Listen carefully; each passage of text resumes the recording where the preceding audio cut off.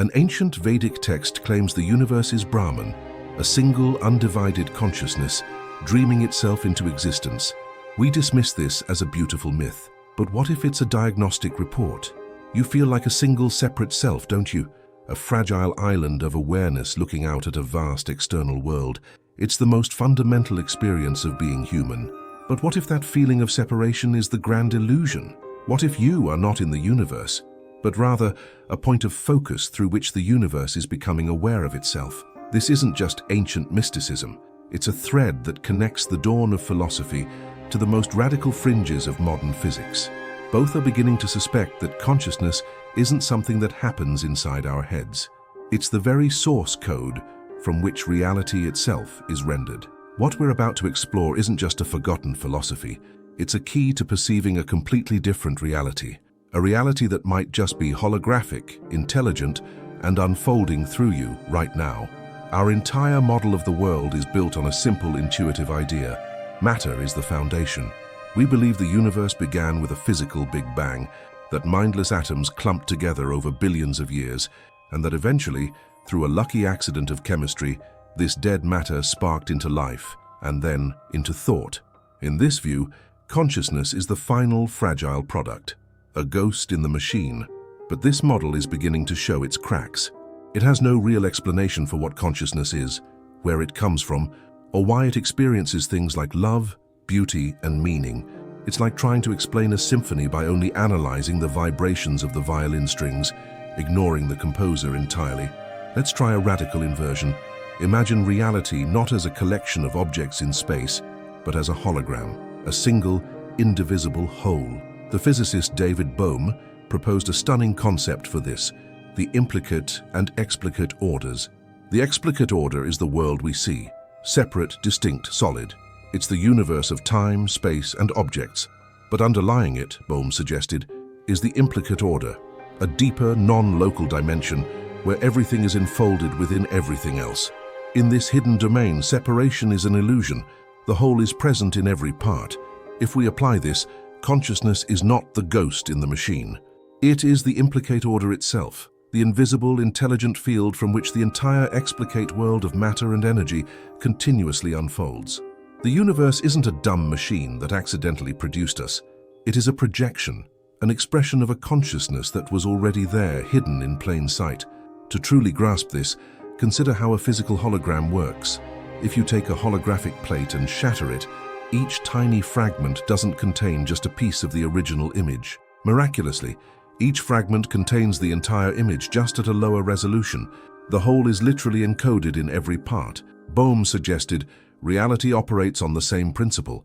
Your individual consciousness isn't a separate fragment. It's a lower resolution version of the entire cosmic consciousness. This idea finds a startling echo in the work of the legendary physicist John Wheeler, who coined the term black hole. Wheeler proposed the participatory universe with a simple, radical phrase: it from bit. What does that mean?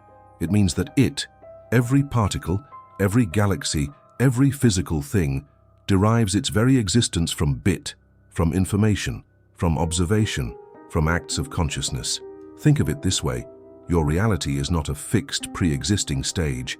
It's more like an ultra-high-definition simulation being rendered in real time, and your observation is the rendering engine.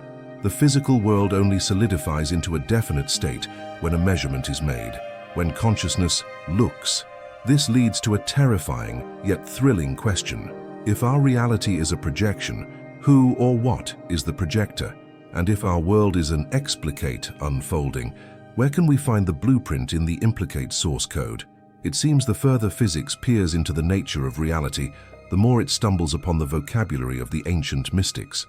Long before holograms and quantum physics, the sages of ancient India mapped this very territory.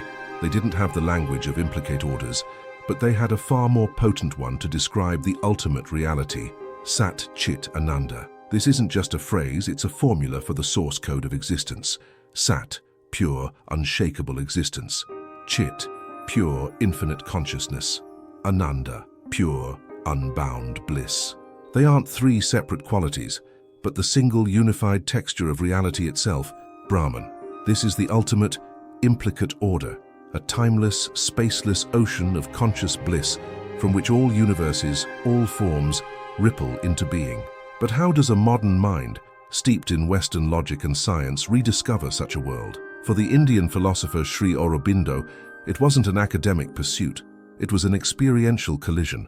Educated at Cambridge, a rationalist and a political revolutionary, Aurobindo was imprisoned for his fight against British rule, and it was in the most unlikely of places, a dark, solitary prison cell, that the hologram revealed itself to him.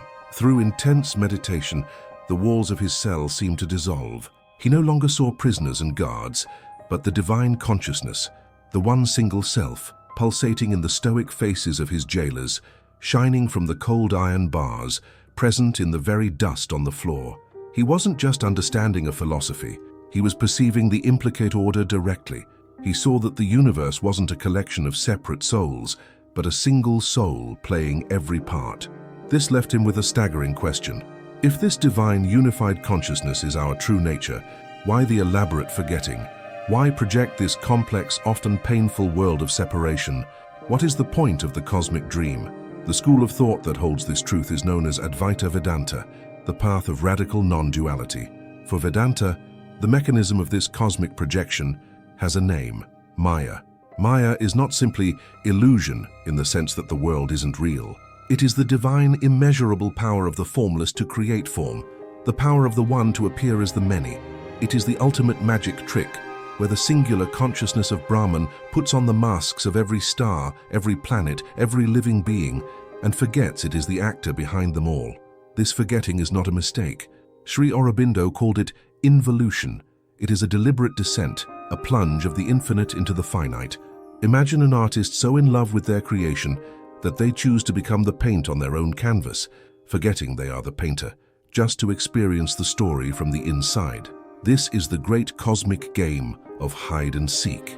The divine hides from itself in the density of matter, only to orchestrate a slow, grand rediscovery through the process we call evolution. So, when Aurobindo had his revelation in that prison cell, he wasn't just having a pleasant spiritual vision. He was witnessing the breakdown of Maya. He was seeing past the illusion of separation and perceiving the underlying code, the Satchit Ananda, that held it all together. His life's work from that point on became a form of spiritual reverse engineering, to create a map not just for seeing the truth, but for consciously participating in that great return journey. This reframes his central question into something far more personal and urgent. Why would an infinite consciousness deliberately trap itself in the finite? Why would unbound bliss choose to experience the friction of suffering and limitation? The answer, he discovered, is the very purpose of our existence. So, if we are consciousness playing a game of hide and seek with itself, how do we consciously begin the journey home? Sri Aurobindo didn't just provide a philosophy, he engineered a process. He called it integral yoga, a path designed not to escape the world but to transform it, starting from within. At its core is a triple transformation. The first step is the psychic transformation. This has nothing to do with psychic powers. Here the goal is to find what Aurobindo called the psychic being, your true soul. This is not your ego, your personality, or the chaotic storm of your thoughts. It is the silent, luminous witness deep within you, the part that is always connected to the divine. The explanation is simple. Underneath all the noise of your mind is a quiet, steady presence. That inner guide that gently pulls you towards truth, beauty, and harmony, even when your ego wants the opposite. How do you anchor this in your life? Think of a time you had a gut feeling, a deep, unshakable knowing that defied all logic. That quiet certainty was the voice of your psychic being. The practice here is not about complex meditation, but about learning to listen. It is the simple daily act of turning inward and asking, what does my deepest self, the silent witness, feel about this decision? What is the true impulse beneath the noise? The second step is the spiritual transformation. Once you've established contact with your inner psychic center, the next stage is to realize that this inner spark is part of a vast cosmic fire. This transformation is about looking up, breaking through the ceiling of your personal mind, and opening to the universal consciousness that exists above and around you. This means realizing your thoughts are not always your thoughts, and your consciousness is not confined to your skull. You've felt this, staring at a star-filled sky, lost in a piece of music, or in a moment of profound love, the sense of you dissolves, and you feel part of something immeasurably larger. Those are glimpses of this spiritual plane. The practice here is surrender. It's the conscious offering of your actions, your thoughts, and your will to that higher reality. It's shifting the question from, what do I want to do, to, what does the universe want to do through me? If these ideas are resonating, consider subscribing so we can continue this hunt for meaning together. The third and most radical step is the supramental transformation. This is where Aurobindo's path becomes truly revolutionary. After locating the divine within, psychic, and opening to the divine above, spiritual, the final stage is to invoke the divine, to descend and transform your entire nature. This isn't just about having spiritual experiences. It's about allowing a fundamentally new, higher consciousness to be born in you, one that remakes your mind, your life, and even, he claimed, your physical body. This is the ultimate goal of the holographic unfolding, for the implicate order to become fully conscious and operational within the explicate order through a human vessel. The practice is one of radical aspiration and reception. It is to live with the intention of becoming a conscious bridge between matter and spirit, a living laboratory for the next stage of evolution.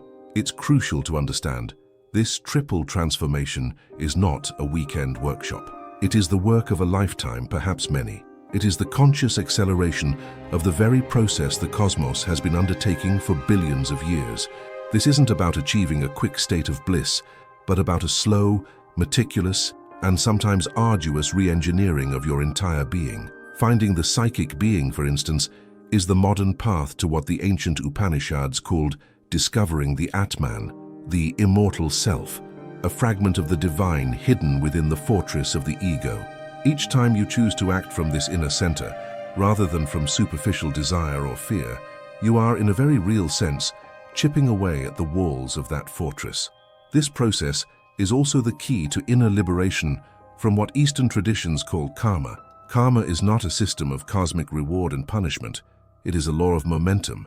Your past thoughts, actions, and desires create energetic patterns that propel you into the future, forcing you to repeat the same lessons until they are learned. The psychic being, however, stands outside this loop. By anchoring your consciousness to it, you stop creating new karmic patterns. You begin to act not from the compulsions of the past, but from the truth of the present. You are no longer a slave to the momentum of your history. You become a conscious author of your destiny. Similarly, the spiritual transformation is a conscious dissolving of the boundaries that create the illusion of separation. It is the slow purification of the mind and the vital energies, preparing them to receive a much higher voltage of cosmic consciousness without short-circuiting. Each act of surrender, each moment of letting go of the need to control, is an invitation for that higher force to enter and reorganize your inner world, clearing away the debris of old traumas and conditioned beliefs. This is the essence of true alchemy, turning the lead of our dense, egoic nature into the gold of a purified, spiritualized consciousness. If the journey inward leads to the soul, and the journey upward leads to the spirit, where does the journey forward lead? This is where Sri Aurobindo's vision transcends known spirituality and becomes a blueprint for the future of the species. He called this next destination the supermind. Let's be very clear, the supermind is not just a more intelligent human mind. It's not a higher IQ or psychic powers or technological genius. It is a fundamentally different kind of consciousness, as different from our rational mind as our mind is from the instinct of an animal. Our current mind operates through division. It slices reality into pieces: good, bad, self, other, past, future. It thinks sequentially, analyzing parts to try and understand the whole. But the supermind is a truth consciousness. It doesn't analyze, it knows directly. It doesn't see parts. It experiences the whole in every part. It is a mind of pure synthesis, where will, knowledge, and action are a single, unified movement. Imagine a consciousness that doesn't need to believe or have faith because it is the truth it seeks. It is the awareness of the painter, finally awake inside the painting, able to perceive the entire canvas at once. This, Aurobindo claimed, is not a fantasy. It is the next, inevitable step in evolution, and he wasn't alone in this vision. Across the world, the French paleontologist and Jesuit priest Pierre Teilhard de Chardin, looking at the same evolutionary data, saw a similar destiny. He called it the Omega Point, a future state of maximum complexity and consciousness where the entire universe awakens into a unified divine whole. Two brilliant minds, one a Hindu mystic, the other a Christian scientist, both concluded that the universe is not drifting randomly, it is being pulled towards a future of divine embodiment. So here is the true Reviravolta. What if this transformation isn't just a distant cosmic event?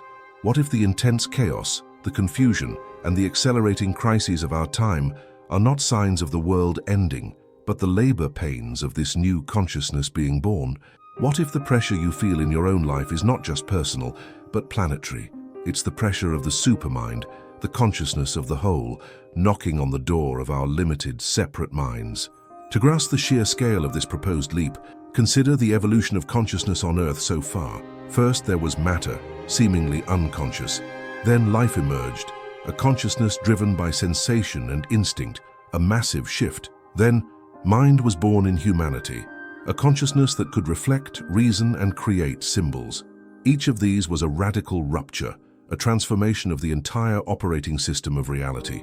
The arrival of the supermind, Aurobindo insisted, is the next rupture, and it is the most significant one yet. Why? Because with the emergence of the mind, evolution became, for the first time, conscious of itself. You can think about evolution, an animal cannot. This self-awareness creates a unique opportunity. Humanity is the bridge, the hinge of cosmic history, the point where the evolutionary force can choose to collaborate with its own unfolding. We are the first life form that can consciously say yes to the next step. Here is the paradox that amplifies the mystery. The supermind, according to Aurobindo, already exists. It is not something we need to build, but something we need to allow to descend. It is a fully formed divine consciousness, the active, creative intelligence of the Absolute, which has been orchestrating the evolutionary game from behind the scenes.